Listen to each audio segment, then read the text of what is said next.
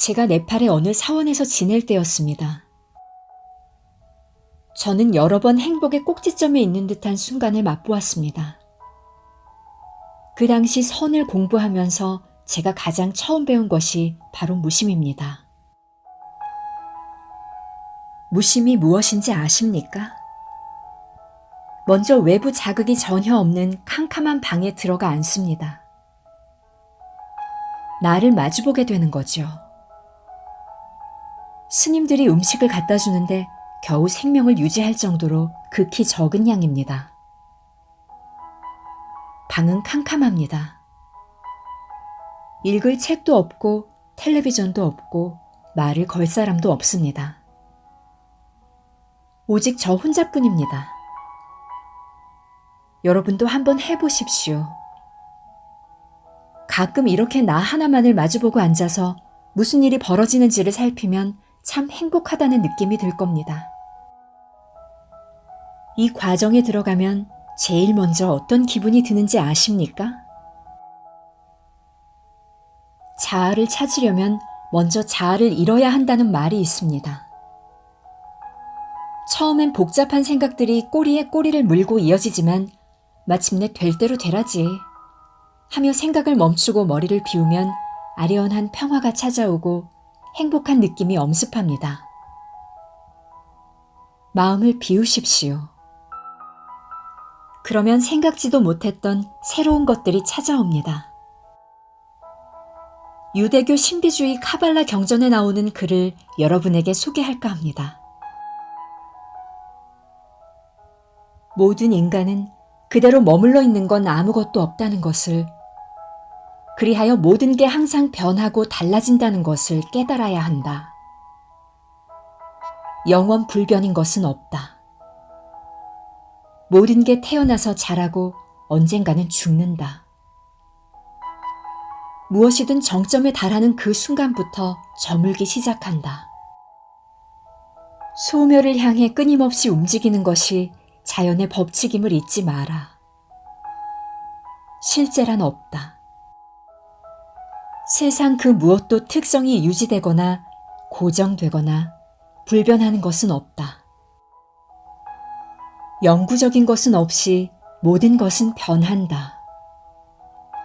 따라서 모든 인간은 모든 것이 진화하고 분해되는 모습에 그 끊임없는 작용과 반작용, 유입과 유출, 축적과 해체, 창조와 파괴, 탄생과 성장과 죽음을 알아야만 한다. 실제하는 것은 없으며 불변하는 것도 없으며 모든 게 변한다. 이 사실을 받아들이려면 헛소동을 중지해야 합니다. 마음을 비우고 나 자신을 되찾고 새로운 마음으로 채워야 합니다. 살아가면서 우리는 또 든든한 방패막이를 소중하게 생각합니다. 우리가 얼마나 방패막이에 집착하는 사회에 살고 있는지, 우리가 얼마나 방패막이를 만들어 놓는 걸 중요하게 생각하는지 주위를 돌아보면 얼마든지 알 수 있습니다. 우리는 재물을 모아두어야 한다고 생각합니다. 영향력 있는 사람들을 가까이 해야 한다고 생각합니다. 목표가 있어야 안심을 합니다. 돈이 많아야 안심을 합니다. 왜냐하면 이 모든 것이 나를 지켜주는 든든한 방패막이라고 믿기 때문입니다. 아시아로 떠나기 전에 저는 재미있는 일을 겪었습니다. 당시 2달 사이 우리 집에 도둑이 3번이나 들었습니다. 처음 도둑을 맞았을 때는 경찰에 신고했고 경찰관이 달려와서 조사를 했습니다. 경찰과 함께 도난당한 물건들을 조사하면서 제가 말했습니다. 저보다 그 물건들이 더 필요한 사람이 가지고 갔나 봅니다. 제 말에 경찰관은 노발대발하면서 이렇게 말했습니다. 그런 생각을 하다니 정신이 나간 거 아닙니까? 그런데 그로부터 2주 후에 퇴근해서 집에 와보니 또 도둑이 왔다 간 흔적이 보였습니다. 그리고 그로부터 3주 후에 또다시 도둑이 들었습니다.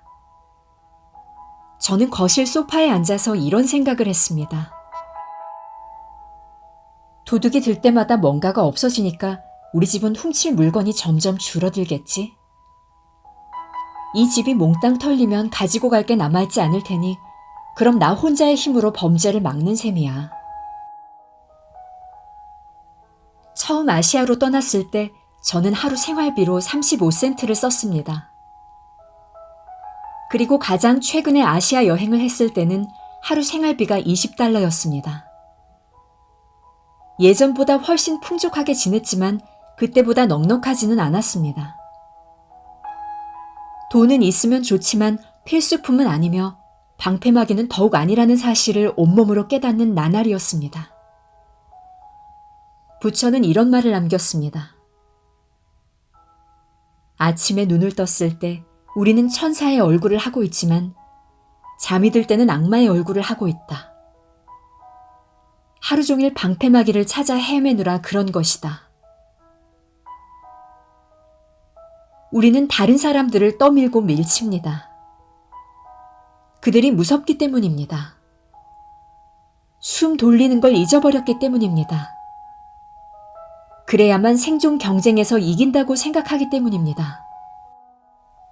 정말로 소중한 게 무엇인지, 정말로 중요한 게 무엇인지 생각하는 법을 잊어버렸기 때문입니다.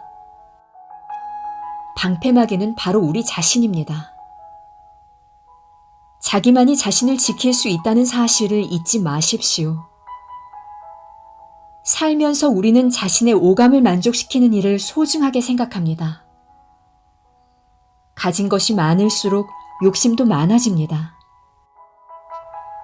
재물에 대한 욕심, 관심에 대한 욕심, 더 많은 걸 갖고 싶은 욕심이 끝이 없습니다. 이런 욕심을 만족시키기 위해 우리는 늘 바쁩니다. 우리는 끊임없이 더 높은 자리를 찾아 헤맵니다. 그러면서도 고통을 바라지는 않습니다. 하지만 살아가면서 고통을 겪으며 배우는 게 얼마나 많은지 아십니까? 애써 고통을 자초하며 살라는 말이 아닙니다. 고통을 두 팔로 껴안고서 이겨내라는 뜻입니다. 그러는 과정에서 깨닫는 것들이 인생의 뿌리와 줄기와 가지를 튼튼하게 하는 자양분이 된다는 사실을 잊지 마십시오. 아무 생각 없이 고생만 하는 건 정말 어리석은 짓입니다. 인생은 더 나은 것을 이루기 위해 끊임없이 노력하는 과정입니다.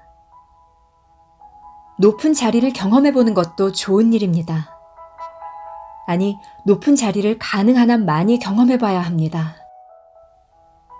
높은 자리에 올라서서 잠재력을 더 많이 개발하고 발휘하면 침체기가 온다 해도 처음 시작한 자리보다는 몇 단계 높은 곳에 굴러떨어지는 것에 불과합니다.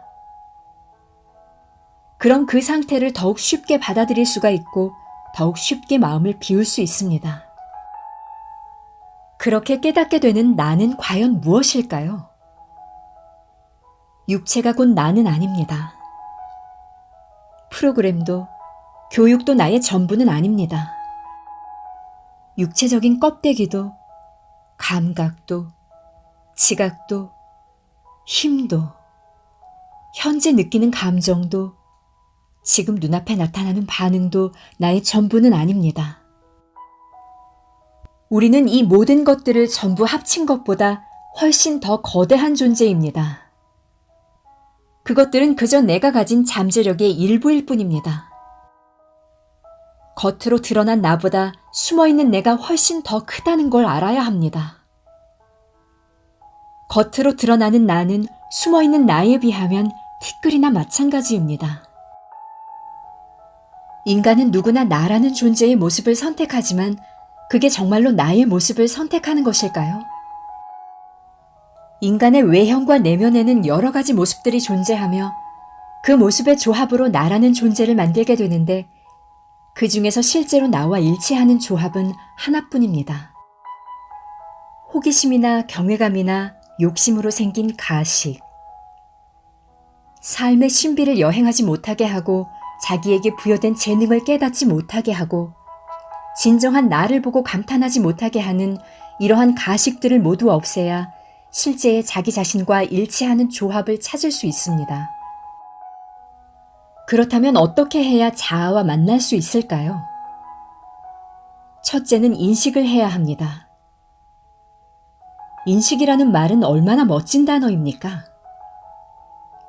인식해야 합니다. 모든 걸 인식해야 합니다. 삶을 인식해야 합니다. 발전을 인식하고, 죽음을 인식하고, 아름다움을 인식하고, 사람을, 꽃을, 나무를 인식해야 합니다. 열린 마음으로 보고, 느끼고, 체험하기 시작하십시오. 지금까지와는 전혀 다르게 만지고, 느끼고, 씹어보십시오. 그러한 행위를 부끄러워하지 마십시오. 한순간도 발전을 멈추지 마십시오. 발전할 때마다 여러분은 달라집니다. 머리를 열고, 가슴을 열고, 두 팔을 벌리고 세상 모든 걸 내 안에 담아내야 합니다. 담고, 담고, 또 담아도 끊이지 않을 것입니다. 언제나 더 많은 것이 기다리고 있을 겁니다. 가령 나무를 보면서 무언가를 발견할수록 점점 더 발견할 것들이 많아집니다. 베토벤 소나타를 들어보십시오. 시집 한 권을 펼쳐보십시오. 한 사람을 사랑해 보십시오. 그러면 자연의 신비를, 아름다움을, 더 많은 사람을 사랑하게 될 것입니다. 절대로 발전을 멈추면 안 됩니다. 다른 길을 찾아보십시오.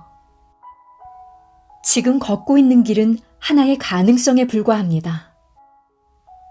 세상 모든 것마다 수천 갈래의 길이 있게 마련입니다. 정신적으로 건강한 사람은 대안을 많이 준비해 놓습니다. 이게 어긋나면 또 어떤 방법들이 있을까? 하고 생각할 줄 아는 사람입니다. 세상에는 수없이 많은 문제가 있고 해답이 있지만 또 그만큼의 대안이 숨어 있습니다. 이 말은 세상의 모든 문제에 대한 해답은 하나뿐이 아니라는 것입니다. 좋은 것, 나쁜 것, 맞는 것, 틀린 것, 정상, 비정상. 이렇게 흑백으로 가르지 말고 흰색과 검은색을 섞어가면서 창조적으로 여러 가지 대안을 만들어 봅시다. 지금 제 수업을 듣는 학생 중에 시각장애인 여학생이 있는데 그녀는 저보다도 훨씬 정상적인 사람입니다. 때로는 저보다도 훨씬 또렷하게 볼 줄 알기 때문입니다. 그 학생은 이렇게 말합니다. 선생님이 앞을 보는 게 정상이듯이 저는 앞을 보지 못하는 게 정상이랍니다. 무엇이 정상입니까? 무엇이 맞고 무엇이 틀린 겁니까? 진정한 자유인은 대안을 자유롭게 찾고 자유롭게 선택합니다. 물론 그 자유에 따르는 책임을 지겠다는 결심은 필수입니다. 대안을 선택했는데 생각대로 일이 안 풀린다고 해서 저를 원망할 생각은 하지 마십시오. 여러분이 선택한 대안을 원망하십시오. 그리고 곧바로 다른 대안을 모색하십시오. 직접 선택한 붓과 직접 선택한 물감으로 여러분만의 천국을 그리고 그 다음엔 그곳의 주인이 되십시오. 실존하지 않는 인간이 된 책임은 오직 그 사람에게 있습니다. 그러니 과거는 잊어버리고 현재에 집착하십시오. 현재가 알아서 해줄 겁니다. 인생이란 한 컷 한 컷으로 나뉘는 필름이 아닙니다. 지금의 내가 마음에 안 드십니까? 그럼 바꾸십시오. 다른 사람이 되면 됩니다. 여러분 나름대로 변화의 방법을 모색하고 그 방법을 시험하십시오. 그런 과정에서 겪게 되는 좋지 않은 경험을 피하지 마십시오. 나쁜 경험을 통해서도 배우는 게 많기 때문입니다. 불쾌한 기분을 주는 사람들을 회피하지도 마십시오. 그들을 보면 고개를 돌리게 되지만 그들 덕분에 나 자신을 재평가하고 새로운 시각에서 나를 바라볼 수 있으니 어떤 의미에서는 그들 또한 나의 스승인 셈입니다. 아시아에 있을 때 깨달은 교훈 중에 또 하나 여러분께 소개할 게 있는데 그것은 바로 기대를 버리라는 겁니다. 깊은 교훈을 쉽게 풀어서 전달하는 것으로 유명한 부처는 아무것도 바라지 않을 때 천하를 얻을 수 있다라고 말했습니다. 정말 가슴에 와닿는 말입니다. 아무런 기대 없이 묵묵히 자기 일에만 집중하는 사람은 이미 바라는 모든 걸 손에 넣은 셈입니다. 아무것도 바라지 마십시오. 그럼 천하를 얻을 수 있습니다. 사람들이 주는 선물은 모두 반갑게 받으십시오. 고마워하고 끌어안고 기쁘게 생각하십시오. 하지만 그로부터 더 이상의 기대는 하지 맙시다. 다른 사람들은 여러분의 기대를 만족시키려고 태어난 게 아니니까요. 마지막으로 한 가지, 여러분에게 꼭 필요한 것은 모두 여러분 안에 있다는 사실을 전하고 싶습니다. 그 사실을 인정하기만 하면 세상 모든 것이 여러분의 소유가 될 겁니다. 여러분은 이미 그 자체로 완벽합니다. 고통스러운 완벽함을 추구하는 대신 여러분 나름의 완벽함을 인정하십시오. 노자의 도덕경 중 일부를 말씀드리면서 오늘 강의를 마칠까 합니다. 이 책은 제가 지금까지 늘어놓은 이야기를 훨씬 간결하고도 아름답게 표현해 놓은 책입니다. 세상의 모든 지혜가 담겨 있는 책이 이토록 얇다는 사실을 알면 깜짝 놀랄 것입니다. 제가 75분 동안 늘어놓은 말을 노자는 단 50단어로 이야기하고 있습니다. 존재란 말로 정의할 수 없는 것이다.